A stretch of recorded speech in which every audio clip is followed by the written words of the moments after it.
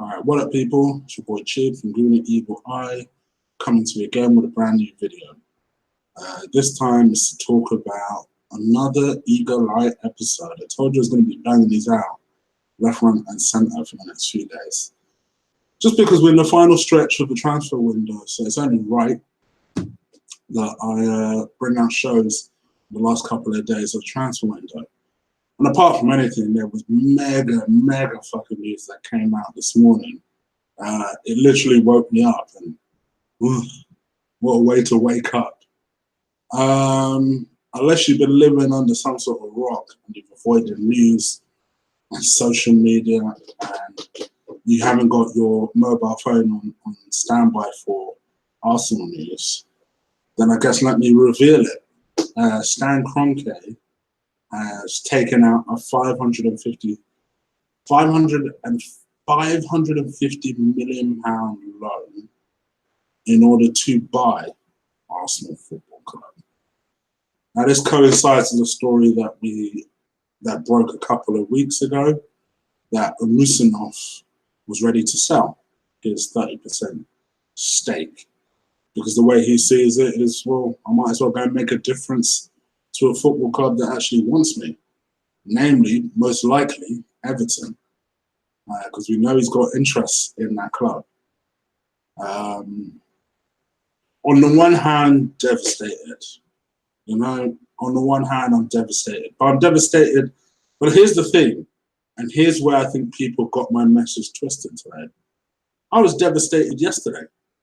Stan was the majority shareholder. I was devastated a month ago, a year ago, the moment this motherfucker came into the club. I had an interesting debate with Lee today. Big shout out to Lee. You people know it's my brother. We don't necessarily agree on everything, but it'd be boring if we did. You wouldn't respect us if we did. You know, we kind of went back and forth. It was a weird kind of discussion, because I think we were coming at it like this, even though I agreed with a lot of what he said. Not everything, but I agreed with a lot of what he said. He said something along the lines of how he felt that, you know, Stan Kroenke was someone who he felt that should be given a chance. Essentially was the way he was arguing it from, because he believes that, you know, he's running the club in a self-sufficient way. And for all of those fans who argued the point that, oh, well, Arsenal are a real club who run things in a self-sufficient way, why are you guys now complaining? Which I understand. Me, from my point of view, I've always wanted Arsenal to have a sugar daddy. I make no bones about it. I'm not ashamed to admit it. I take pride, quite frankly, in saying it. I wanted Arsenal to have our own Roman Abramovich, and after him, our own Sheikh. I'd have loved it. Because here's the thing, for me, in the record books, when you inevitably, eventually win something, it's not going to say Arsenal bought the league. It's not going to say Arsenal spent 300-400 million in the summer. All it's going to say is Premier League champions, Arsenal. Dare I dream, Champions League holders, Arsenal. That's it. And to me, I've always felt like that's why you'll never really see me get into debates about how Man City bought the league. So, good for them. do you know what I mean? You'll never see me go, even as much as I hate Liverpool. For me, the problem I have with Liverpool is they came with it. What, 2 years ago, about how, oh, well, you know, you should be a club that does things properly, this, that, and the other. Meanwhile, 2 years later, they sold out on every single one of their principles. But, so that part I find funny. But I don't necessarily have a problem with what they're doing. Fucking power to them. They've seen that they needed, I mean, it took a while, but they've seen they needed to address the goalkeeper position. They said 67 million on Alisson. Would I have done that? No. Do I hate on them for doing that? No. They've identified a weakness. They've tried to solve it. And that, let me bring you back full circle to my original point, was the debate I was having with Lee. Because in a lot of ways, I agree with him. I do think that the media plays on Arsenal Twitter. They play on our... They know how easily triggered we are as an Arsenal fan base. I've said this before to you guys, and I'll say it to you again. They play on that shit. They sell papers on that shit. They can only sell papers now when they wind you motherfuckers up. I refuse to let them wind me up. You know, this should not be a big surprise. One stand in itself for 2 billion. 2 billion, which is more than what he's buying the damn club for now. One stand didn't sell the club for 2 billion. I knew what time it was. I knew the writing was on the wall. One of them had to fucking budge. And most likely it's going to be the one that's been frozen the fuck out. The man's not even on the board of Musonov. What do you want Musonov to do? My man is literally a stakeholder in name only. So I don't really blame him for getting the fuck out. I don't blame him.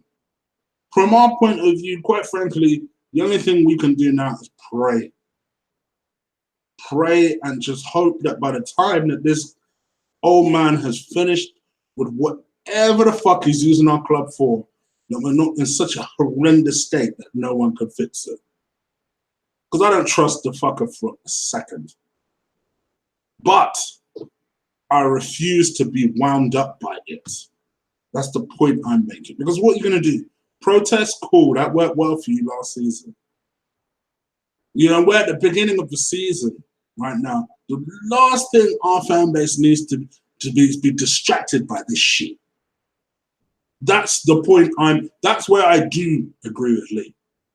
The last thing we need is to be distracted by this.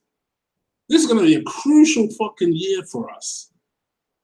And we've allowed this media to take our eye off the fucking ball again.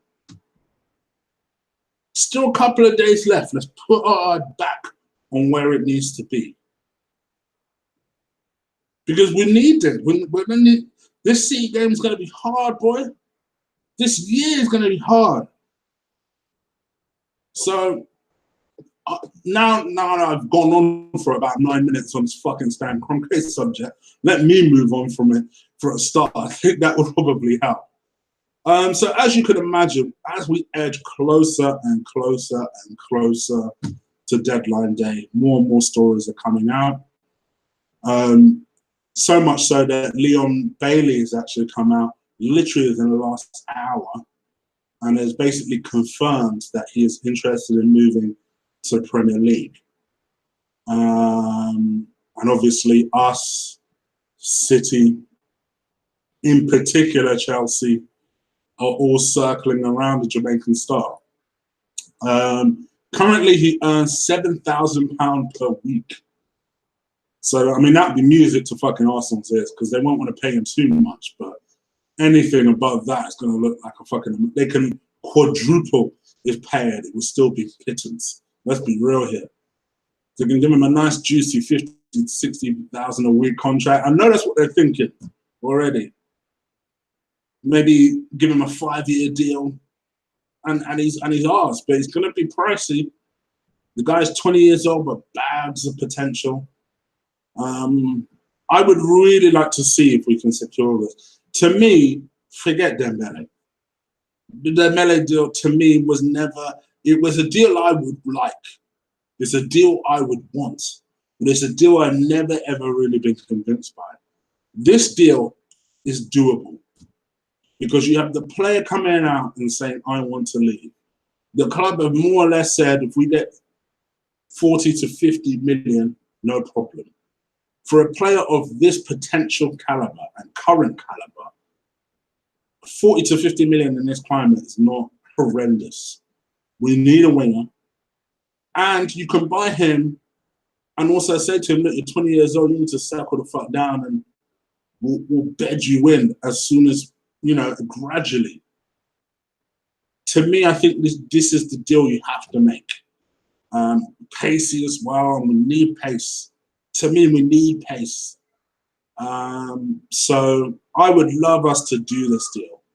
But whether we'll do it or not is another fucking question, because you never quite know at Arsenal. You never know. But he basically came out and he said that if a club wants me, my management and Bayern will take care of it. It's as simple as that.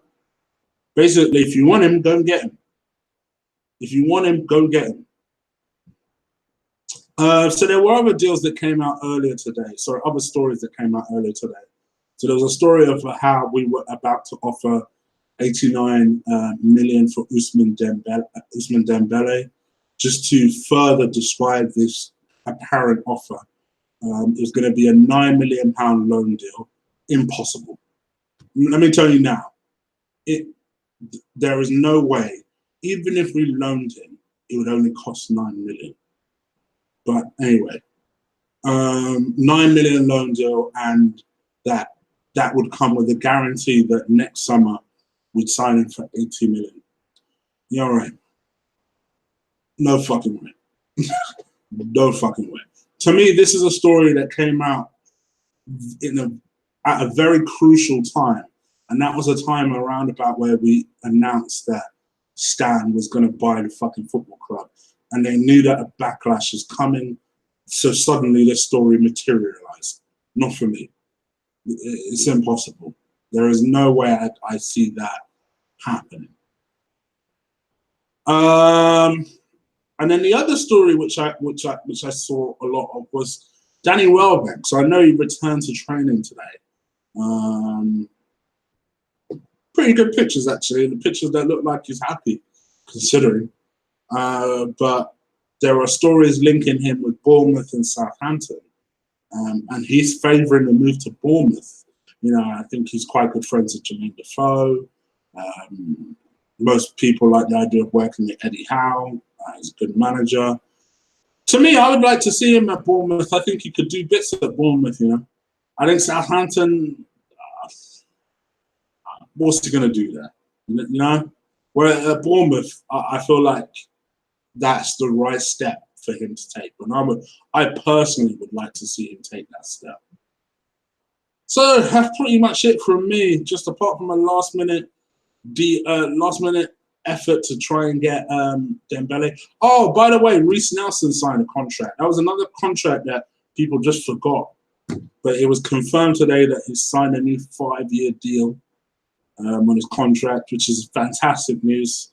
That kid has a bright future, along with Smith Rowe and Eddie and people like that. So I'm looking forward to that. Perez has also had a medical at West Ham. So I think it's a matter of time before that deal is announced. And Ospina has held Besiktas talks. It'll be interesting, actually, to see if that deal for Ospina might be included in a potential deal for Vida. Because there's been a lot of stories in the last couple of days that we're going to come in last minute and make that deal for Vida.